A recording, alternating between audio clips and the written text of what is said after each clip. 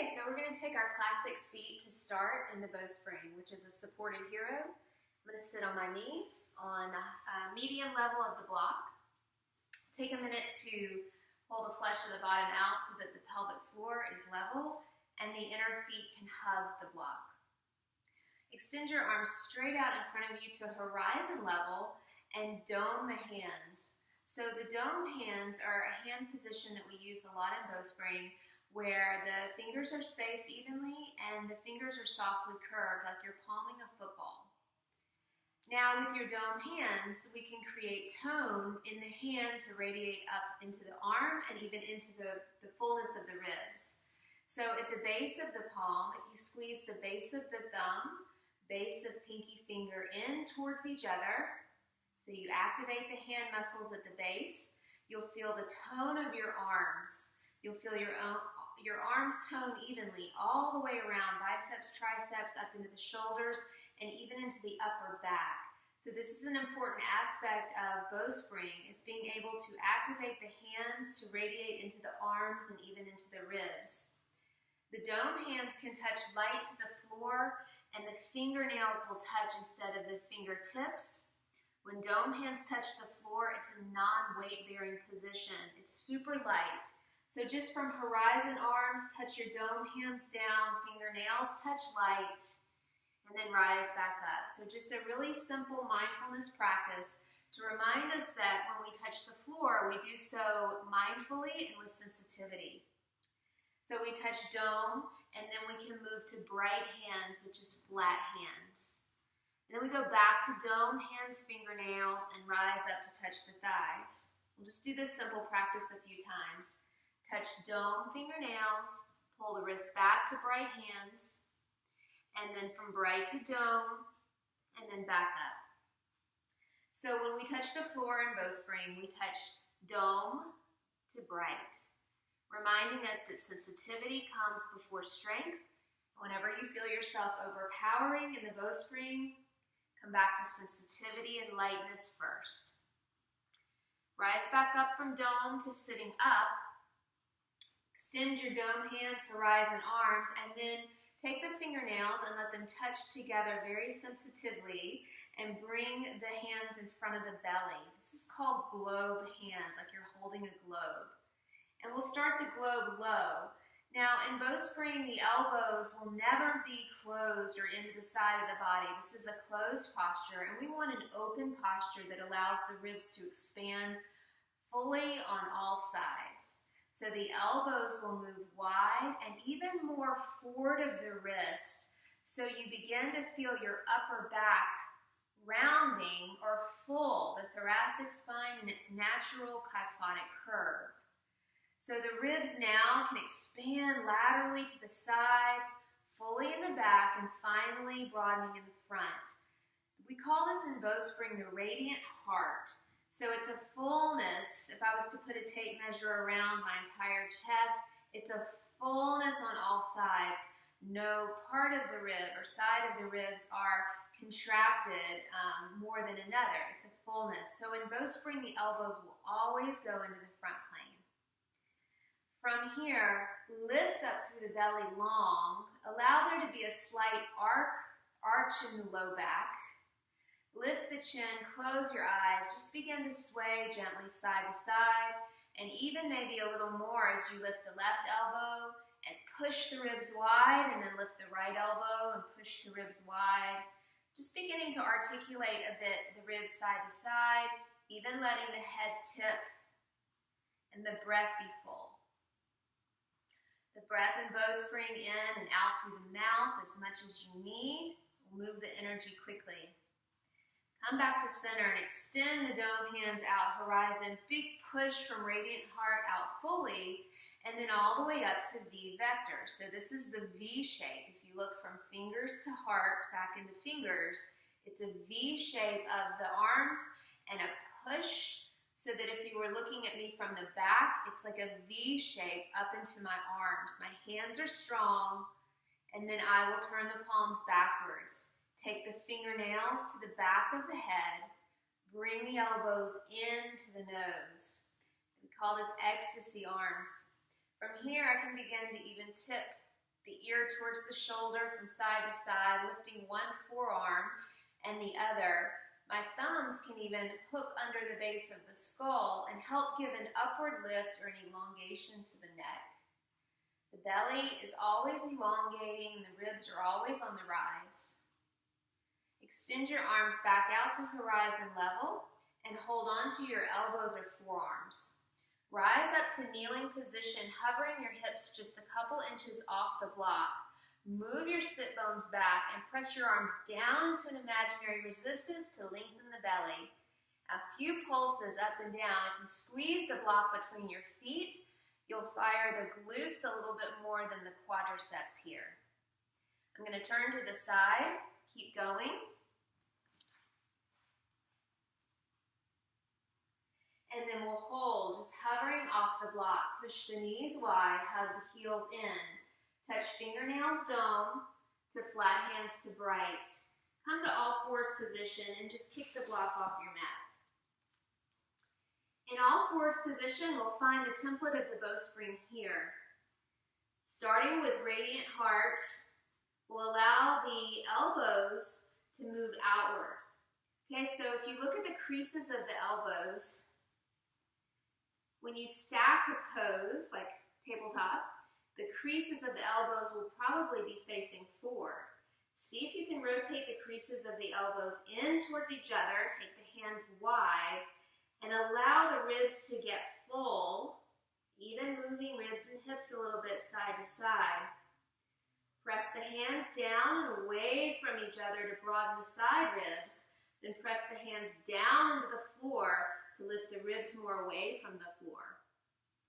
Now tip the seat back so you find the arc of your low back and begin to push the knees wide as you hug the heels in, beginning to now fire the glutes.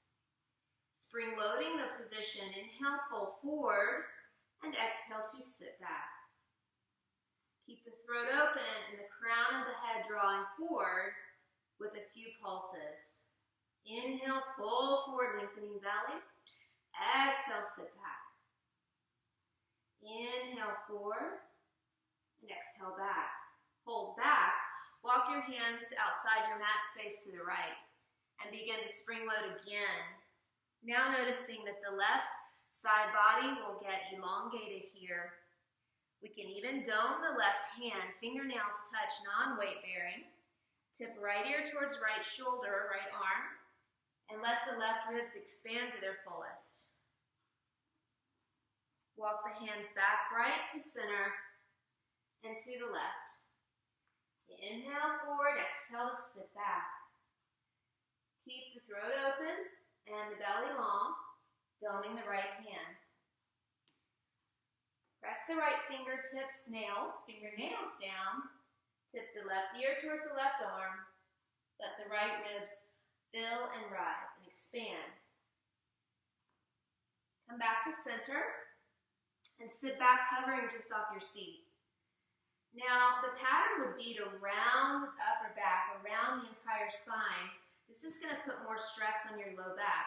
So lift your seat up so there's an arc in your low back and then squeeze the heels in to fire the glutes. Come doming on both hands. Heart rate jumps up pretty quick right here. So it's a non-weight bearing position. We'll make some rainbow strokes from side to side using the power of the legs and glutes. Keep the belly long and the throat open. Let the ribs get full. Let the breath stay steady. Back to center and to rise up. Hold the elbows.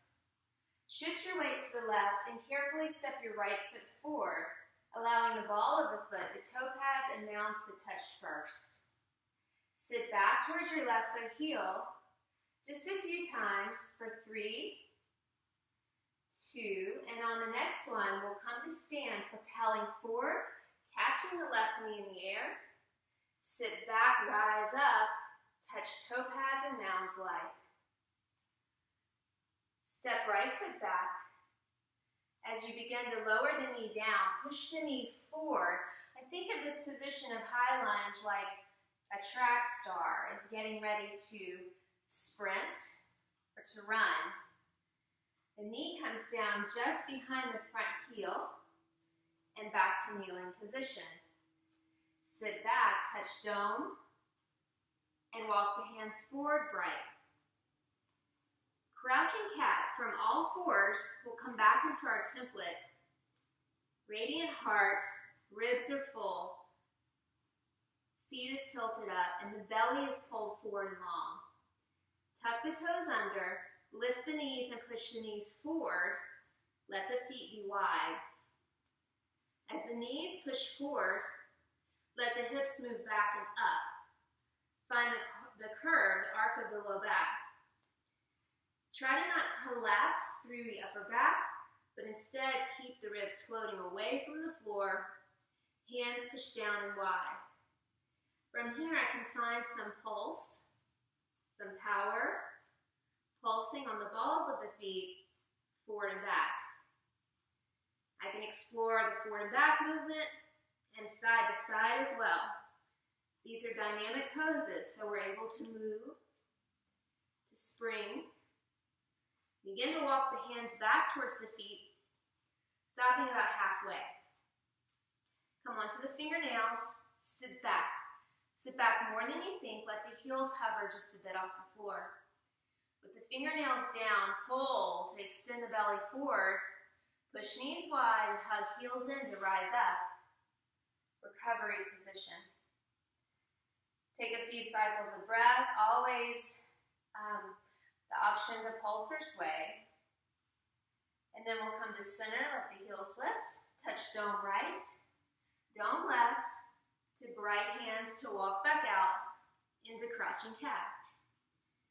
In crouching cat, push your weight back towards your left foot. Let the right hand dome, non-weight bearing. Take a few pulses back towards your left foot.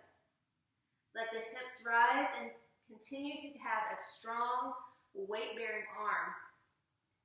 Brighten your right hand, push back towards the right, dome the left hand. Pulse. Flat hand, bright hand, begin again to walk side to side. Hands halfway back on fingernails. Extend the belly forward and inhale to rise up. Into earth pose, our standing position. The feet step together, hip width apart, and the knees bend. So the first step, there's a step-by-step formula for BowSpring. The first step, which I didn't mention earlier, is called central channel. So we just always start with that awareness of the space between the pelvic floor and the crown, and those two drawing away from each other at all times. Then we come into radiant heart. So we put our arms in a position to allow the ribs to fill on all sides. We'll make it simple and just hold the forearms or the elbows. From here, I'll pull outward on the elbows to expand the ribs. I feel the upper back and the shoulder blades are moving apart and up instead of pulling together like we might be used to. When radiant heart is in place, then I'm safe to bend the knees forward and move the seat back, butt back. From here, I'm going to push down on an imaginary resistance with my arms in order to lengthen the belly up so I come out of compression. From here, I'm in the bow template, the primary shape. When I'm in the bow, then I can find my spring. So using the power of the back of my legs and the glutes, rather than the knee joints, I can begin to pulse. Up and down, side to side, front and back, and even taking a few steps, what we call walking kata. Letting the breath stay full. Come back to center. Extend the arms forward horizon and up to V. Turn the palms backwards. Take the fingernails to the back of the head. Bring the elbows in towards the nose to fill the upper back. With radiant heart in place, I'll push the knees forward and let the hips move back, and then lift up through the forearms. Exhale, side bend right, As I side bend right, I'll allow the right ear to tip towards the right shoulder. Bring the elbow in and pulsing as I choose. Continuing to move the sit bones back and wide and use the power of my glutes to pulse the pose. Inhale to rise back up and exhale, crescent left. Sit back. Tip left ear towards left shoulder. Find your pulse. Open the jaw. And inhale to rise up. Bring the arms forward and down to recovery position. Take 2 or 3 cycles of breath.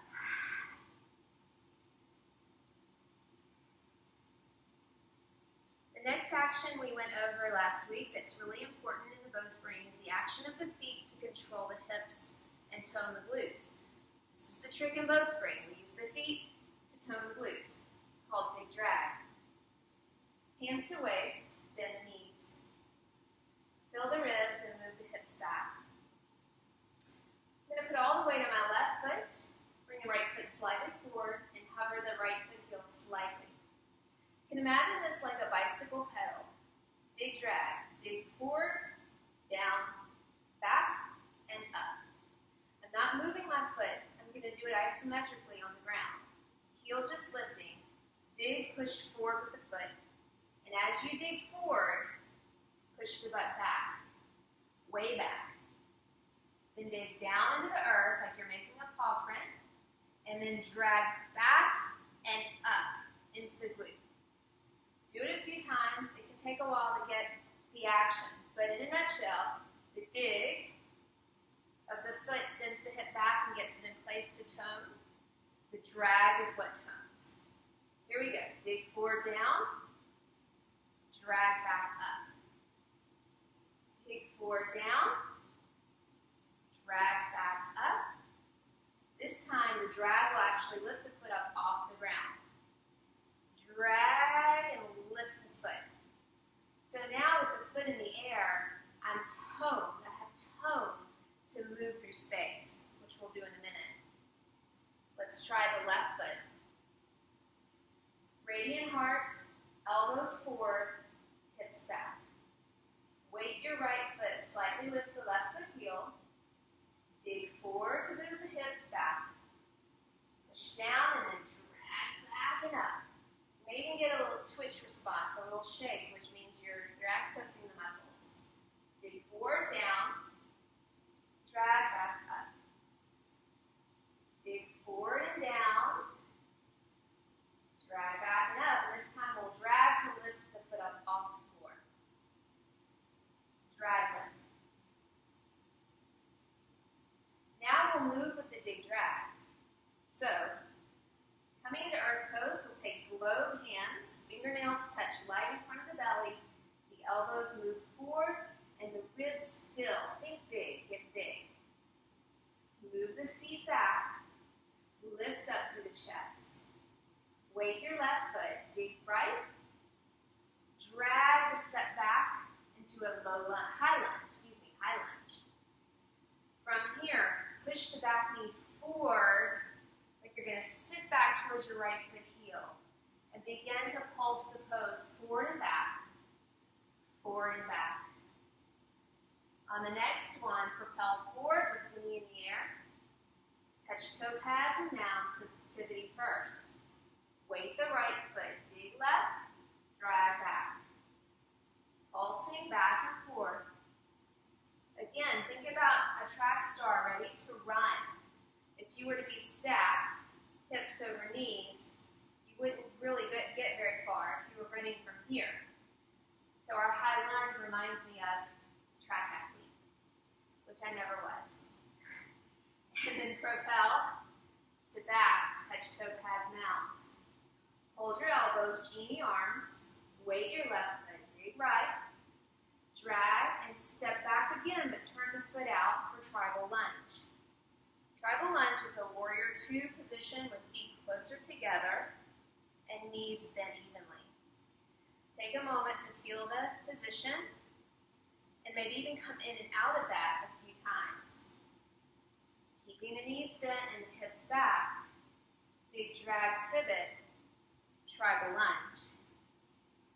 From tribal lunge, hold. Hold the forearms, fill the ribs, move the hips back. Tilt right elbow towards the ceiling, left ear towards left shoulder until the left forearm can come to the thigh. Right arm can come to ecstasy and the elbow in to the face. Lift your right foot heel, bring the knee in to move the hips back, seat back more. Then broaden your right knee wide. Dome your left hand just to stay connected. Begin to pulse from your right foot forward and back a few times. Hold low. Inhale, rise up. Hold forearms. Propel, pivot. Catch your balance. Touch toe pads, mounds. Weight your right foot. Dig. Drag left. Step back. Tribal lunge.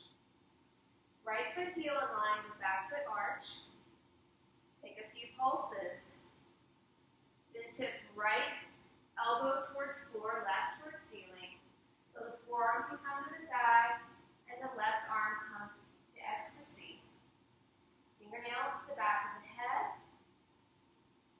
Bring your left knee in to move the seat back and then widen your left knee. Take a few pulses here from the dig drag action of the foot. And then inhale to rise up. Step forward and pause in recovery. Take a few cycles of breath. Let your hips move back.